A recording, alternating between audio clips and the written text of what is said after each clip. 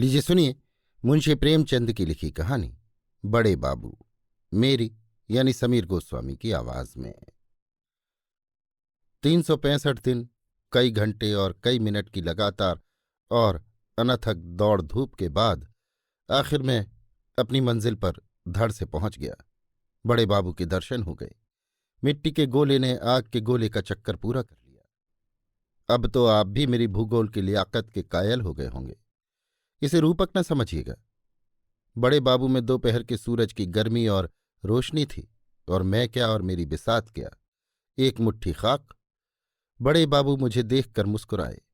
हाय वो बड़े लोगों की मुस्कुराहट। मेरा अधमरा सा शरीर कांपने लगा। जी में आया बड़े बाबू के कदमों पर बिछ जाऊं। मैं काफिर नहीं, गालिब का मुरीद नहीं। जन्नत के होने पर मुझे पूरा यकीन है, उतना ही पूरा जितना अपने अंधेरे घर पर। लेकिन फरिश्ते मुझे जन्नत ले जाने के लिए आते तो भी यकीनन मुझे वो जबरदस्त खुशी न होती जो इस चमकती हुई मुस्कुराहट से हुई। आंखों में सरसों फूल गई। सारा दिल और दिमाग एक बागीचा बन गया। कल्पना ने मिस्र के ऊंचे ऊंचे महल बनाने शुरू कर दिए। सामने कुर्सियों, पर्दों और खस की टट्टियों से सजा सजाया कमरा था। दरवाजे पर उम्मीदवारों की भीड़ लगी थी और इजानिब एक कुर्सी पर शान से बैठे हुए सबको उसका हिस्सा देने वाले खुदा के दुनियावी फर्ज अदा कर रहे थे। नजर नियाज का तूफान बरपा था और मैं किसी तरफ आंख उठाकर न देखता था कि जैसे मुझे किसी से कुछ लेना देना नहीं। अचानक एक शेर जैसी गरज ने मेरे बनते हुए महल में एक भूचाल सा ला दिया। क्या काम है? हाय रे ये भोलापन! इस पर सारी दुनिया के हसीनों का भोलापन और बेपरवाही निसार है। इस ड्योढ़ी पर माथा रगड़ते रगड़ते 365 दिन, कई घंटे और कई मिनट गुजर गए। चौखट का पत्थर घिसकर जमीन से मिल गया। ईदू बिसाती की दुकान के आधे खिलौने और गोवर्धन हलवाई की आधी दुकान इसी ड्योढ़ी की भेंट चढ़ गई। और मुझसे आज सवाल होता है, क्या काम है? मगर नहीं, ये मेरी ज्यादती है, सरासर जुल्म। जो दिमाग बड़े बड़े मुल्की और माली और तमद्दुनी मसलों में दिन रात लगा रहता हो, जो दिमाग डाकटों, सर्कुलरों, परवानों, हुक्मनामों, नक्शों वगैरह के बोझ से दबा जा रहा हो, उसके नज़दीक मुझ जैसे खाक के पुतले की हस्ती ही क्या। मच्छर अपने को चाहे हाथी समझ ले, पर बैल के सींग को उसकी क्या खबर। मैंने दबी जुबान से कहा, हुजूर की कदम बोसी के लिए हाजिर हुआ। बड़े बाबू फिर गरजे, क्या काम है? अब की बार मेरे रोए खड़े हो गए। खुदा के फजल से लहीम शहीम आदमी हूं। जिन दिनों कॉलेज में था, मेरे डील डॉल और मेरी बहादुरी और दिलेरी की धूम थी। हॉकी टीम का कप्तान, फुटबॉल टीम का नायब कप्तान और क्रिकेट का जनरल था। कितने ही गोरों के जिस्म पर अब भी मेरी बहादुरी के दाग बाकी होंगे। मुमकिन है 2-4 अब भी बैसाखियां लिए चलते या रेंगते हों। बम्बई क्रॉनिकल और टाइम्स में मेरे गेंदों की धूम थी। मगर इस वक्त बाबू साहब की गरज सुनकर मेरा शरीर कांपने लगा। कांपते हुए बोला, हुजूर की कदमबोसी के लिए हाजिर हुआ। बड़े बाबू ने अपना स्लीपरदार पैर मेरी तरफ बढ़ाकर कहा, शौक से लीजिए, एक कदम हाजिर है। जितने बोसे चाहे लीजिए, बेहिसाब मामला है। मुझसे कसम ले लीजिए, जो मैं गिनूं। जब तक आपका मुंह न थक जाए लिए जाइए। मेरे लिए इससे बढ़कर खुशनसीबी का क्या मौका होगा। औरों को जो बात बड़े जब तब बड़े संयम व्रत से मिलती है, वो मुझे बैठे बिठाए बगैर हरड़ फिटकरी लगाए हासिल हो गई। वल्लाह, हूं मैं भी खुशनसीब। आप अपने दोस्त अहबाब, आत्मीय स्वजन जो हों, उन सबको लाएं तो और भी अच्छा। मेरे यहां सबको छूट है। हंसी के पर्दे में ये जो जुल्म बड़े बाबू कर रहे थे, उस पर शायद अपने दिल में उनको नाज हो। इस मनहूस तकदीर का बुरा हो जो इस दरवाजे का भिखारी बनाए हुए है।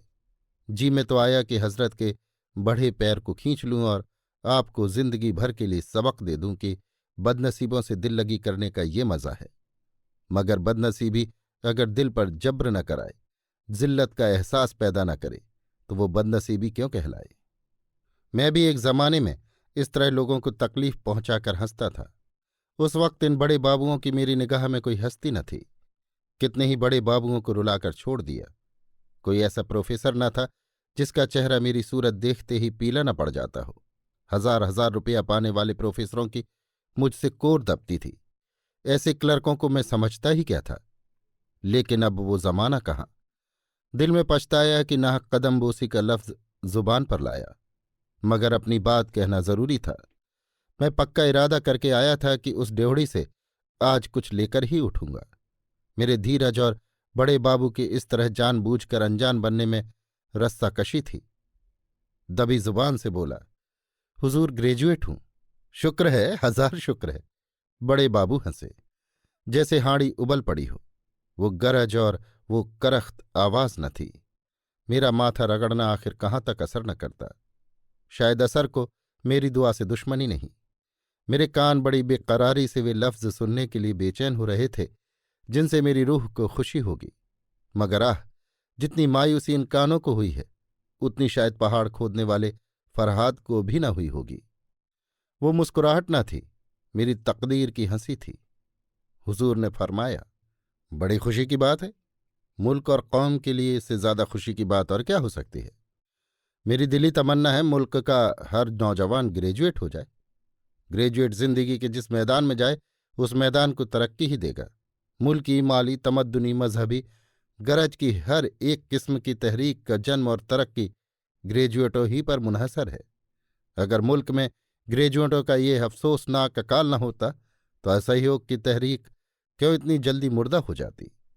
क्यों बने हुए रंगे सियार, दगाबाज, जरपरस्त लीडरों को डाके जनी के ऐसे मौके मिलते। तबलीग क्यों मुबल्लिगे अलैहिस्सलाम की इल्लत बनती। ग्रेजुएट में सच और झूठ की परख, निगाह का फैलाव और जांचने तौलने की काबिलियत होना जरूरी बात है। मेरी आंखें तो ग्रेजुएटों को देखकर नशे के दर्जे तक खुशी से भर उठती हैं। आप भी खुदा के फजल से अपनी किस्म के बहुत अच्छी मिसाल हैं, बिल्कुल अप टू डेट। ये शेरवानी तो बरकत एंड कंपनी की दुकान की सिली हुई होगी। जूते भी डासन के हैं, क्यों ना हो। आप लोगों ने कौम की जिंदगी के मयार को बहुत ऊंचा बना दिया है और अब वो बहुत जल्द अपनी मंजिल पर पहुंचेगी। ब्लैक बर्ड भी है, वेस्ट एंड की रिस्टवॉच भी है। बेशक अब कौमी बेड़े को ख्वाजा खिजर की जरूरत भी नहीं, वो उनकी मिन्नत न करेगा। हाय तकदीर और वाह तकदीर। अगर जानता कि ये शेरवानी और फाउंटेन पेन और रिस्टवॉच या मजाक का निशाना बनेगी तो दोस्तों का एहसान क्यों लेता। नमाज बख्शवाने आया था, रोजे गले पड़े। किताबों में पढ़ा था कि गरीबी का हुलिया ऐलान है अपनी नाकामी का, न्योता देना है अपनी जिल्लत को। तजुर्बा भी यही कहता था।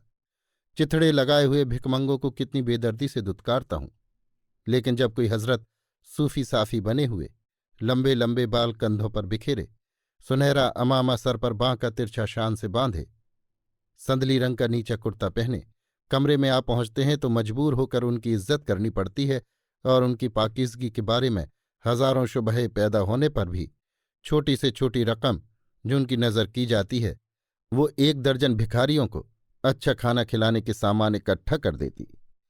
पुरानी मिसाल है, भेस से ही भीख मिलती है। पर आज ये बात गलत साबित हो गई। आज बीबी साहिबा की वो तंबीह याद आई जो उसने चलते वक्त दी थी। क्यों बेकार अपनी बेइज्जती कराने जा रहे हो। वो साफ समझेंगे कि ये मांगे जांचे का ठाठ है। ऐसे रईस होते तो मेरे दरवाजे पर आते ही क्यों। उस वक्त मैंने इस तंबीह को बीवी की कम निगाही और उसका गंवारपन समझा था, पर अब मालूम हुआ कि गंवारने भी कभी कभी सूझ की बातें कहती हैं। मगर अब पछताना बेकार है। मैंने आजिजी से कहा, हुजूर कहीं मेरी भी परवरिश फरमाएं। बड़े बाबू ने मेरी तरफ इस अंदाज से देखा कि जैसे मैं किसी दूसरी दुनिया का कोई जानवर हूं और बहुत दिलासा देने के लहजे में बोले, आपकी परवरिश खुदा करेगा, वही सबका रज्जाक है। दुनिया जब से शुरू हुई तब से तमाम शायर, हकीम और औलिया यही सिखाते आए हैं कि खुदा पर भरोसा रख, और हम हैं कि उनकी हिदायत को भूल जाते हैं। लेकिन खैर, मैं आपको नेक सलाह देने में कंजूसी न करूंगा। आप एक अखबार निकाल लीजिए। यकीन मानिए इसके लिए बहुत ज्यादा पढ़े लिखे होने की जरूरत नहीं, और आप तो खुदा के फजल से ग्रेजुएट हैं। स्वादिष्ट तिलाओं और स्तंभन बटियों के नुस्खे लिखिए। तिब्बे अकबर में आपको हजारों नुस्खे मिलेंगे। लाइब्रेरी जाकर नकल कर लाइए और अखबार में नए नाम से छापिए। कोक शास्त्र तो आपने पढ़ा ही होगा। अगर ना पढ़ा हो तो एक बार पढ़ जाइए और अपने अखबार में शादी के मज़ों के तरीके लिखिए। कामेंद्रिय के नाम जितने ज्यादा आ सकें बेहतर है। फिर देखिए कैसे डॉक्टर, प्रोफेसर और डिप्टी कलेक्टर आपके भक्त हो जाते हैं। इसका ख्याल रहे कि ये काम हकीमाना अंदाज से किया जाए। व्यापारी और हकीमाना अंदाज में थोड़ा फर्क है। व्यापारी सिर्फ अपनी दवाओं की तारीफ करता है, हकीम परिभाषाओं और सूक्तियों को खोलकर अपने लेखों को इल्मी रंग देता है। व्यापारी की तारीफ से लोग चिढ़ते हैं, हकीम की तारीफ भरोसा दिलाने वाली होती है। अगर इस मामले में कुछ समझने बूझने की जरूरत हो तो रिसाला दरवेश हाजिर है। अगर इस काम में आपको कुछ दिक्कत मालूम होती हो तो स्वामी श्रद्धानंद की खिदमत में जाकर शुद्धि पर आमादगी जाहिर कीजिए। फिर देखिए आपकी कितनी खातिर तवाजु होती है। इतना समझाए देता हूं कि शुद्धि के लिए फौरन तैयार न हो जाइएगा। पहले दिन तो 2-4 हिंदू धर्म की किताबें मांग लाइएगा। 1 हफ्ते के बाद जाकर कुछ ऐतराज कीजिएगा, मगर ऐतराज ऐसे हों जिनका जवाब आसानी से दिया जा सके। इससे स्वामी जी को आपकी छानबीन और जानने की ख्वाहिश का यकीन हो जाएगा। बस आपकी चांदी है। आप इसके बाद इस्लाम की मुखालिफत पर 2-1 मजमून या मजमूनों का सिलसिला किसी हिंदू रिसाले में लिख देंगे तो आपकी जिंदगी और रोटी का मसला हल हो जाएगा। इससे भी एक सहल नुस्खा है। तबलीगी मिशन में शरीक हो जाइए। किसी हिंदू औरत, खासकर नौजवान बेवा पर डोरे डालिए। आपको ये देखकर हैरत होगी कि वो कितनी आसानी से आपसे मोहब्बत करने लग जाती है। आप उसकी अंधेरी जिंदगी के लिए एक मशाल साबित होंगे। वो उज्र नहीं करती, शौक से इस्लाम कबूल कर लेगी। बस अब आप शहीदों में दाखिल हो गए। अगर आप जरा एहतियात से काम करते रहे तो आपकी जिंदगी बड़े चैन से गुजरेगी। एक ही खेवे में दीन और दुनिया दोनों ही पार हैं। जनाब लीडर बन जाएंगे। वल्लाह 1 हफ्ते में आपका शुमार नामी गिरामी लोगों में होने लगेगा। दीन के सच्चे पैरों, हजारों सीधे सादे मुसलमान आपको दीन की डूबती हुई किश्ती का मल्लाह समझेंगे। फिर खुदा के सिवा और किसी को खबर न होगी कि आपके हाथ क्या आता है और वो कहाँ जाता है, और खुदा कभी राज नहीं खोला करता, ये आप जानते ही हैं। ताज्जुब है कि इन मौक़ों पर आपकी निगाह क्यों नहीं जाती। मैं तो बुढ़ा हो गया और अब कोई नया काम नहीं सीख सकता, वरना इस वक्त लीडरों का लीडर होता। इस आग की लपट जैसे मजाक ने जिस्म में शोले पैदा कर दिए। आंखों से चिंगारियां निकलने लगी। धीरज हाथ से छूटा जा रहा था, मगर कहरे दरवेश बर जाने दरवेश यानी भिखारी का गुस्सा अपनी जान पर के मुताबिक सर झुकाकर खड़ा रहा। जितनी दलीलें दिमाग में कई दिनों से चुन चुन कर रखी थीं सब धरी रह गई। बहुत सोचने पर भी कोई नया पहलू ध्यान में न आया। यह खुदा के फजल से बेवकूफ या कुंद जेहन नहीं हूं, अच्छा दिमाग पाया है। इतने सोच विचार से कोई अच्छी सी गजल हो जाती, पर तबीयत ही तो है, ना लड़ी। इत्तेफाक से जेब में हाथ डाला तो अचानक याद आ गया कि सिफारशी खतों का एक बोथा भी साथ लाया हूं। रौब का दिमाग पर क्या असर पड़ता है इसका आज तजुर्बा हो गया। उम्मीद से चेहरा फूल की तरह खिल उठा। खतों का पुलिंदा हाथ में लेकर बोला, हुजूर ये चंद खत हैं, इन्हें मुलाहिजा फरमा लें। बड़े बाबू ने बंडल लेकर मेज पर रख दिया और उस पर एक उड़ती हुई नजर डालकर बोले, आपने अब तक इन मोतियों को क्यों छिपा रखा था? मेरे दिल में उम्मीद की खुशी का एक हंगामा बर्पा हो गया। जुबान जो बंद थी खुल गई। उमंग से बोला, हुजूर की शान शौकत ने मुझ पर इतना रोब डाल दिया और कुछ ऐसा जादू कर दिया कि मुझे इन खतों की याद न रही। हुजूर से मैं बिना नमक मिर्च लगाए सच सच कहता हूं कि मैंने इनके लिए किसी तरह की कोशिश या सिफारिश नहीं पहुंचाई, किसी तरह की दौड़ भाग नहीं की। बड़े बाबू ने मुस्कुराकर कहा, अगर आप इनके लिए ज्यादा से ज्यादा दौड़ भाग करने में भी अपनी ताकत खर्च करते तो भी मैं आपको इसके लिए बुरा भला न कहता। आप बेशक बड़े खुशनसीब हैं कि ये नायाब चीज आपको बेमांगे मिल गई। इसे जिंदगी के सफर का पासपोर्ट समझिए। वाह, आपको खुदा के फजल से एक कद्रदान नसीब हुए। आप ज़हीन हैं, सीधे सच्चे हैं, बेलौस हैं, फरमा बरदार हैं। ओफो, आपके गुणों की तो कोई इंतहा ही नहीं है। कसम खुदा की, आप में तो तमाम भीतरी और बाहरी कमाल भरे हुए हैं। आप में सूझबूझ, गंभीरता, सच्चाई, चौकसी, कुलीनता, शराफत, बहादुरी सभी गुण मौजूद हैं। आप तो नुमाइश में रखे जाने के काबिल मालूम होते हैं कि दुनिया आपको हैरत की निगाह से देखे और दांतों तले उंगली दबाए। आज किसी भले आदमी का मुंह देखकर उठा था कि आप जैसे पाकीज़ा आदमी के दर्शन हुए। ये वे गुण हैं जो जिंदगी के हर एक मैदान में आपको शोहरत की चोटी तक पहुंचा सकते हैं। सरकारी नौकरी आप जैसी गुड़ियों की शान के काबिल नहीं। आपको ये कब गंवारा होगा? इस दायरे में आते ही आदमी बिल्कुल जानवर बन जाता है। बोलिए, आप इसे मंजूर कर सकते हैं? हरगिज नहीं। मैंने डरते डरते कहा, जनाब, जरा इन लफ्जों को घोलकर समझा दीजिए। आदमी के जानवर बन जाने से आपकी क्या मंशा है? बड़े बाबू ने त्योरी चढ़ाते हुए कहा, यह तो कोई पेचीदा बात न थी जिसका मतलब खोलकर बतलाने की जरूरत हो। तब तो मुझे बात करने के अपने ढंग में कुछ तरमीम करनी पड़ेगी। इस दायरे के उम्मीदवारों के लिए सबसे जरूरी और लाजमी सिफत सूझबूझ है। मैं नहीं कह सकता कि मैं जो कुछ कहना चाहता हूं वो इस लफ्ज से अदा होता है या नहीं। इसका अंग्रेजी लफ्ज है इंट्यूशन, इशारे के असली मतलब को समझना। मसलन अगर सरकार बहादुर यानी हाकिम जिला को शिकायत हो कि आपके इलाके में इनकम टैक्स कम वसूल होता है, तो आपका फर्ज है कि उसमें अंधाधुंध इजाफा करें, आदमी की परवाह न करें। आमदनी का बढ़ाना आपकी सूझबूझ पर मुनहसर है। एक हल्की सी धमकी काम कर जाएगी और इनकम टैक्स दुगना तिगुना हो जाएगा। यकीनन आपको इस तरह अपना अंतःकरण बेचना गवारा न होगा। मैंने समझ लिया कि मेरा इम्तहान हो रहा है। आशिकों जैसे जोश और सरगर्मी से बोला, मैं तो इसे जमीर बेचना नहीं समझता। ये तो नमक का हक है। मेरा जमीर इतना नाजुक नहीं है। बड़े बाबू ने मेरी तरफ कद्रदानी की निगाह से देखकर कहा, शाबाश, मुझे तुमसे ऐसे ही जवाब की उम्मीद थी। आप मुझे होनहार मालूम होते हैं। लेकिन शायद ये दूसरी शर्त आपको मंजूर न हो। इस दायरे के मुरीदों के लिए दूसरी शर्त यह है कि वो अपने को भूल जाएं। कुछ आया आपकी समझ में? मैंने दबी जुबान से कहा, जनाब, आपको तकलीफ तो होगी, मगर जरा फिर इसको खोलकर बतला दीजिए। बड़े बाबू ने त्योरियों पर बल देते हुए कहा, जनाब, ये बार बार का समझाना मुझे बुरा मालूम होता है।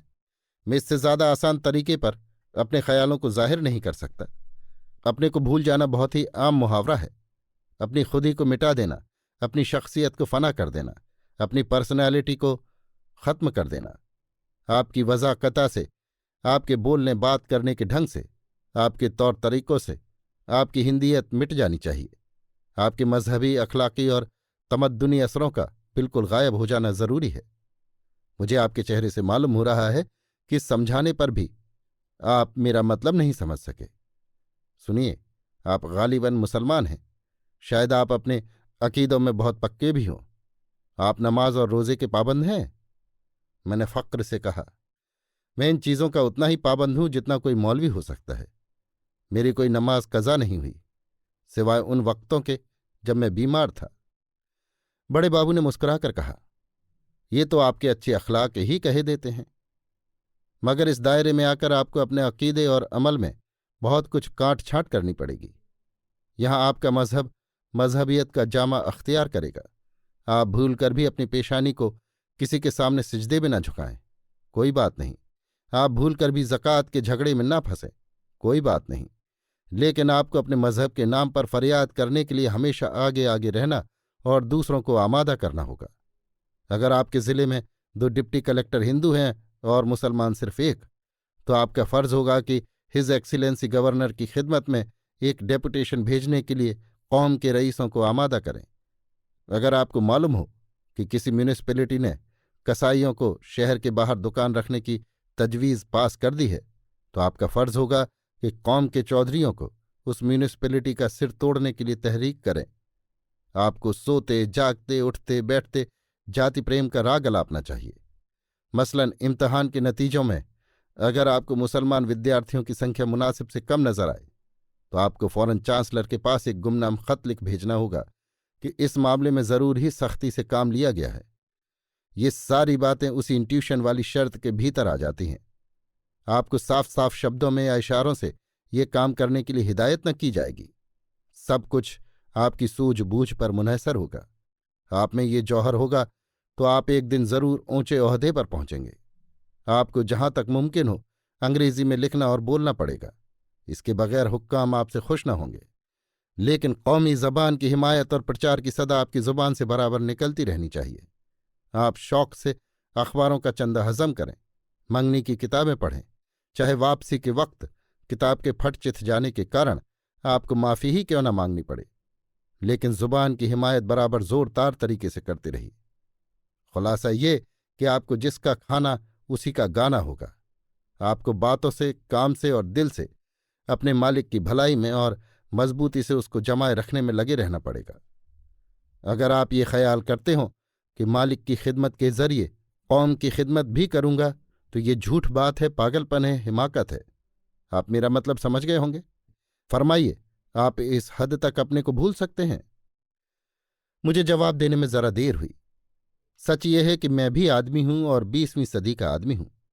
मैं बहुत जागा हुआ न सही, मगर बिल्कुल सोया हुआ भी नहीं हूं। मैं भी अपने मुल्क और कौम को बुलंदी पर देखना चाहता हूं। मैंने तारीख पढ़ी है और उससे इसी नतीजे पर पहुंचा हूं कि मजहब दुनिया में सिर्फ एक है और उसका नाम है दर्द। मजहब की मौजूदा सूरत धड़ेबंदी के सिवा और कोई हैसियत नहीं रखती। खतने या चोटी से कोई बदल नहीं जाता। पूजा के लिए कलीसा, मस्जिद, मंदिर की मैं बिल्कुल जरूरत नहीं समझता। हाँ, ये मानता हूं कि घमंड और खुदगर्जी को दबाए रखने के लिए कुछ करना जरूरी है। इसलिए नहीं कि उससे मुझे उन्नति मिलेगी या मेरी मुक्ति होगी, बल्कि सिर्फ इसलिए कि मुझे दूसरों के हक छीनने से नफरत होगी। मुझ में खुद ही का खासा जुज मौजूद है। यों अपनी खुशी से कहिए तो आपकी जूतियां सीधी करूं, लेकिन हुकूमत की बर्दाश्त नहीं। महकूम बनना शर्मनाक समझता हूं। किसी गरीब को जुल्म का शिकार होते देखकर मेरे खून में गर्मी पैदा हो जाती है। किसी से दबकर रहने से मर जाना बेहतर समझता हूं, लेकिन ख्याल हालतों पर तो फतह नहीं पा सकता। रोजी की फिक्र तो सबसे बड़ी है। इतने दिनों के बाद बड़े बाबू की निगाहें करम को अपनी ओर मुड़ते देखकर मैं इसके सिवा के अपना सिर झुका दूं, दूसरा कर ही क्या सकता था। बोला, जनाब मेरी तरफ से भरोसा रखें। मालिक की खिदमत में अपनी तरफ से कुछ उठा न रखूंगा। गैरत को फना कर देना होगा, मंजूर।